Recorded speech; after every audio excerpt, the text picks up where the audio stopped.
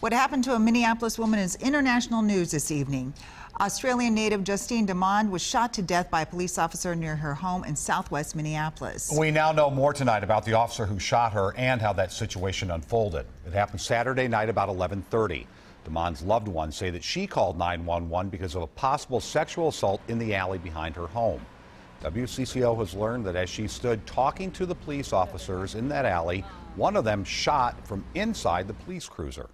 Justine Demond was 40 years old, a yoga and meditation coach in the Lake area.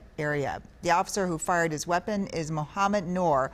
He was sworn into the department in October of 2015. His partner, Matthew Harity, was also in the car. We have team coverage of the shooting this evening. We want to begin with Susan Elizabeth Littlefield, who has more information on how this may have happened. Susan Elizabeth?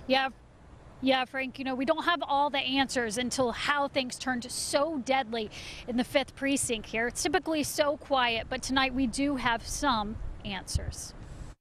On her quiet street, Justine Demond's loved ones say she heard some concerning noise. It was after 11 on Saturday night. She called 911. 2 officers pulled into her alley a few houses down. She met them outside.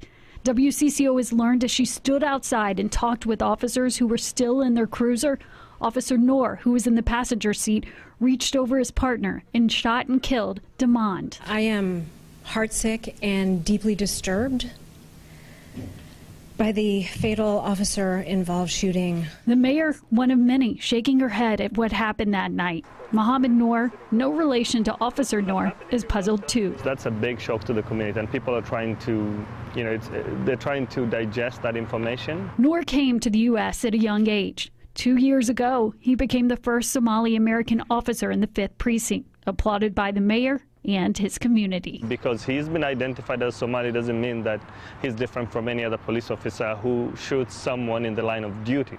So we want that to be seen as every other police shooting that has been happening. Officer Noor's attorney told WCCO that the officer feels the heaviness of this event that has the world's attention. He says in part, Officer Noor extends his condolences to the family and anyone else who has been touched by this event. Officer Noor is a caring person with a family he loves, and he empathizes with the loss others are experiencing. The current environment for police is difficult, but Officer Noor accepts this as part of his calling. We would like to say more and will in the future.